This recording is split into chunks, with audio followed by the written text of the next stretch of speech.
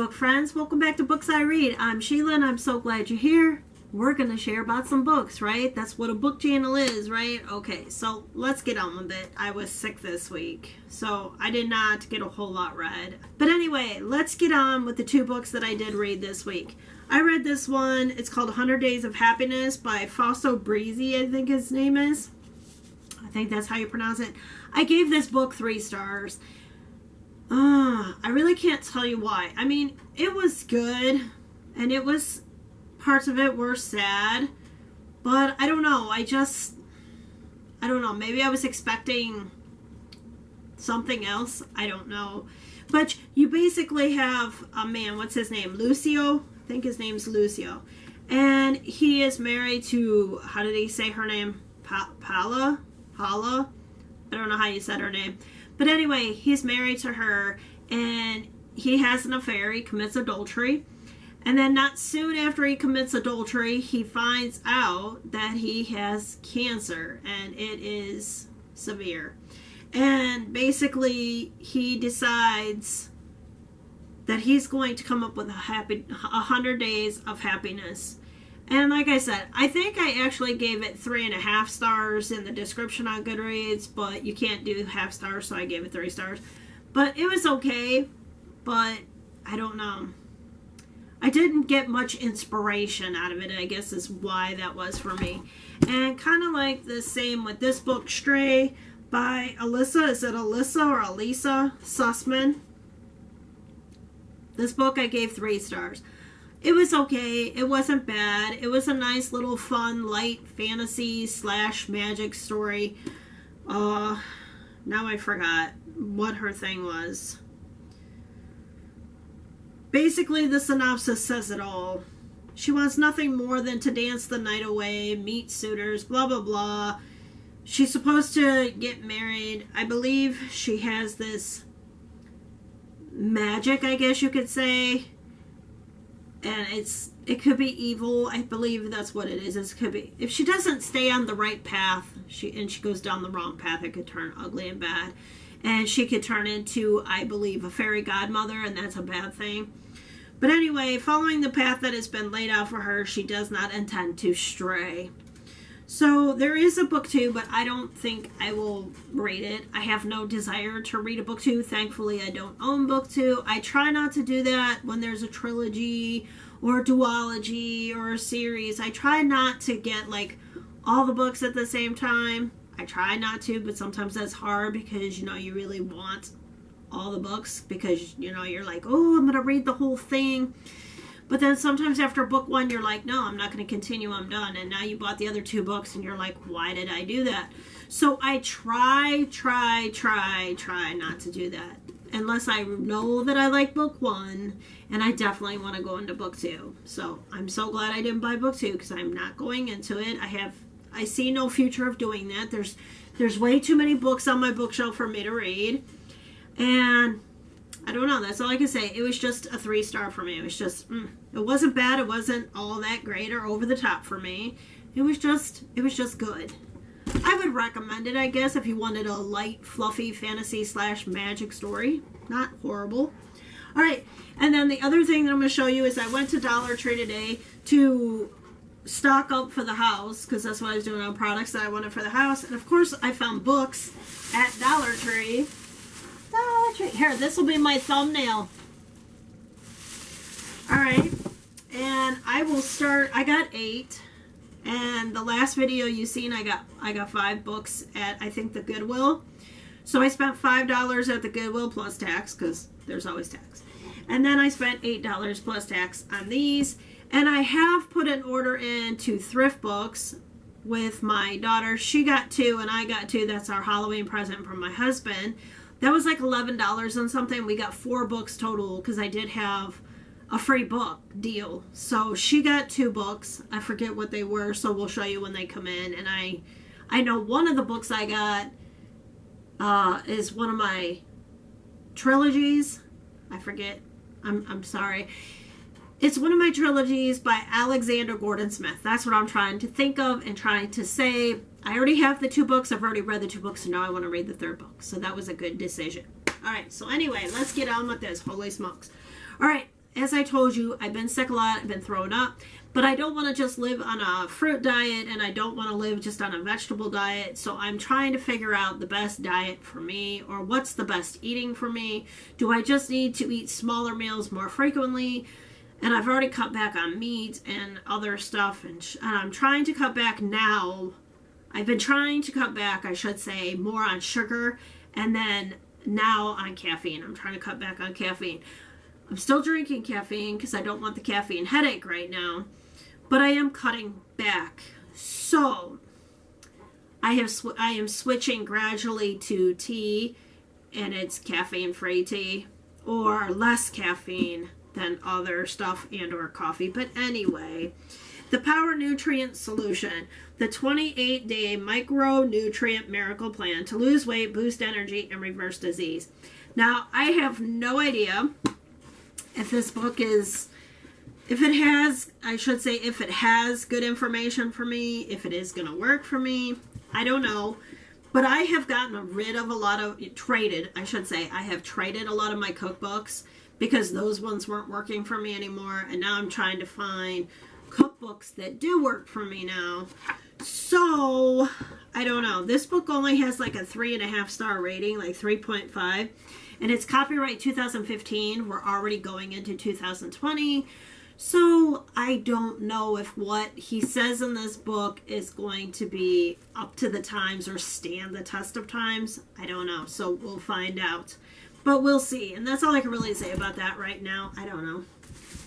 And then this book is American Panda by Gloria Chow. Is that how you say her name? I do not know. I have no idea. But this book is rated like 3.8 or higher on Goodreads because I looked up these books while I was standing there. And this was the last one of this one. And I do believe, like I said, it's like 3.8 or higher. I do believe it's a middle grade. Pretty sure. At 17, Mei Lu should be in high school, but skipping 4th grade was part of her parents' master plan. Now a freshman at MIT, she is on track to fulfill the rest of this predetermined future. Become a doctor, marry a pre-approved Taiwanese Ivy Leaguer, produce a litter of babies. Okay then. But it goes on and on. It just sounds really good. It sounds like something, when I'm in a reading slump or I have read a lot, or it's like I think I'm spent on a genre, then I need something else. I need to get out of that slump. I need something cheery. And being that it's been October, I've read a lot of true crime. I've read a lot of thriller. I've read a lot of thriller and crime and stuff like that. So I'm just spent. So I need maybe a middle grade to pick me up. And then, I don't know. I like to read anything and everything. So I don't know. And then a lot of people, well, I don't want to say it like that. Some people talk about like the diversities and stuff like that. And it's like, oh my gosh, aren't we beyond that by now? I don't know. But anyway, I wanted to read that. It sounds good to me. And then this one sounds good to me as well. That's obviously why I picked it up for $1.07 because 7 cents tax. But this is called The Passion of Dolissa. Is that how you say it? Dolissa? By Julie Berry. And this is like a really highly rated book. I think this one is like 4.8 or something like that. I don't know. But it was highly rated on Goodreads. And it says, Dolissa is a young, gentle woman with uncanny gifts, on the run from an obsessed friar, determined to burn her as a heretic for the passion she refuses to tame.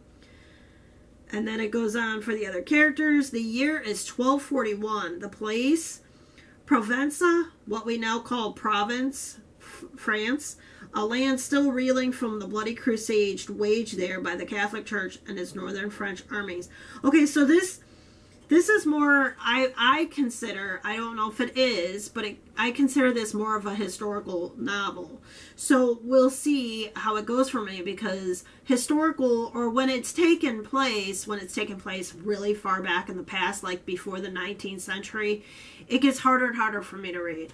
So I'm hoping this is good. It was highly rated, so I am very excited to try this, and it's out of my box, so I'm stoked. I am so stoked. So excited. The next book is The Light of the World, a memoir by Elizabeth Alexander. And this book says, a brave and beautiful book about love and loss, the deep pain that comes with such a loss, and the redemptive realization that such pain is a small price to pay for such love. And that was blurred by Jeanette Waltz. God, why can't I say her name? Alright, so basically this book is about after the sudden death of her husband. Basically, she says she's channeling her poetic sensibilities into a rich, lucid prose. Did I say that right? Lucid prose, yeah. Alexander tells us a love story that is itself a story of loss. As she reflects on the beauty of her married life, the trauma resulting from her husband's death, and the solace found in caring for her 2 sons. Alexander, I thought it was Alexandra for a second, universalizes a very personal quest for meaning in the wake of loss. So I'm hoping this gives me inspiration, because that's what I felt like from this book that I wasn't getting. I felt like I wasn't inspired. I felt like I didn't get a whole lot out of it. Like I didn't get to take away a whole much. And maybe this book is maybe why I was so preoccupied with thinking about my own death, my husband's death and stuff like this, because that's what he was doing. He was dying, and I just felt like there was very little inspiration in it. Not a bad book, but just not enough inspiration for me. So maybe this one will give me the inspiration I'm looking for. All right, and then I got The Lonely Ones by Kelsey Sutton. And in my on my other channel, in my Dollar Tree haul on Frugal, Simple, and Less, I was trying to figure out where I had seen this book, and I sent my library app, and it's like, no, that's not right, because I would have just read it from the library app. So I'm like, oh, I know where I seen it. I get it. My husband and I did a coffee date when Phoebe was at a Girl Scout event, and I seen it at Ollie's. But I didn't buy it at Ollie's because it was more than $1. So when I seen it today at Dollar Tree, I had to pick it up. And it also has high ratings. I think like 3.8, 3.9, something like that. And this book says, all night I watch Dana talk on the phone, curling her finger through the wire. When she catches me watching, my sister turns away. Nothing, she says. Fane is just being a freak. Then she stretches her legs toward the ceiling, aiming for the sky. My sister doesn't know that I've already been there. And says that Fane has always been lonely. Her family used to be close. She used to have good friends. But as circumstances and people changed, Fane was left behind. That's when the monsters appeared. And that's all I'm going to share on that. You can read the rest of the synopsis if you want. But it does sound really good. I can't wait to read this one. This sounds amazing. So I can't wait to read that one.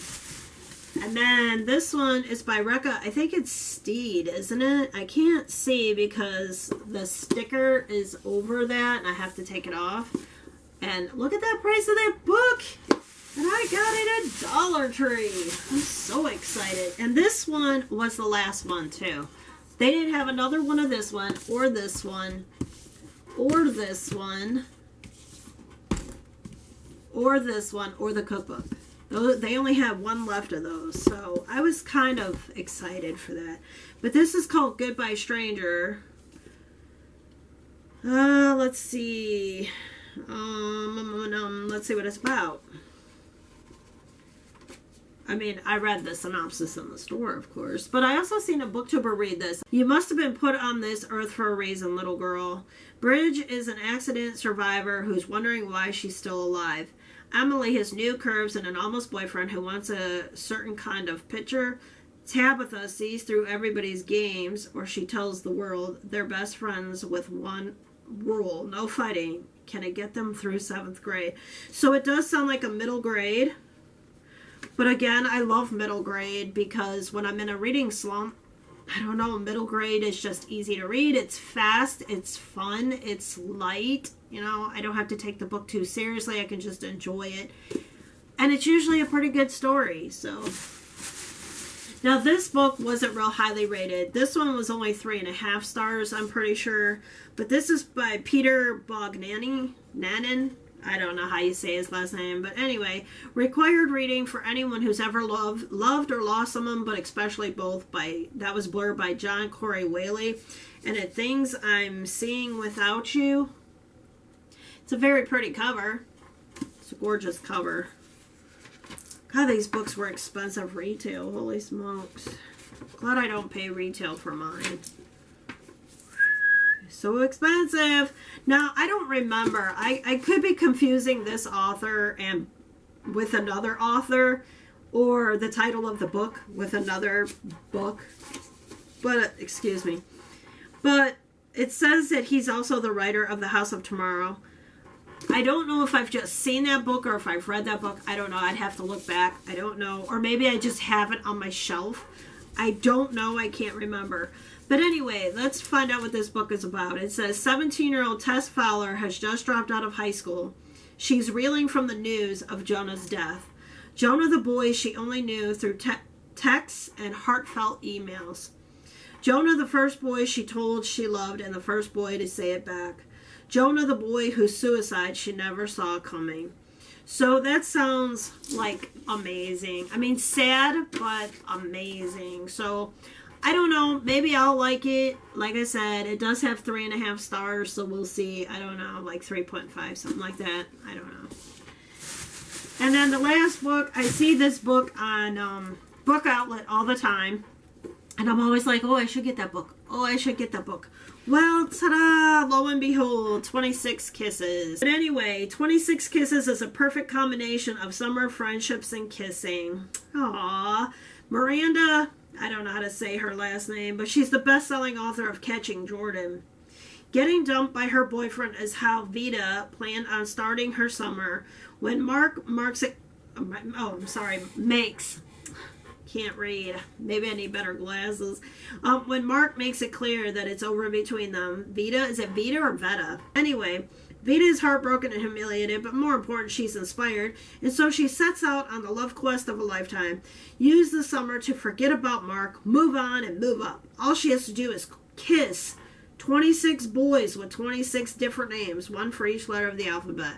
Are you serious? Okay then. Well, maybe it'll be light, fluffy, and fun for me. I don't know.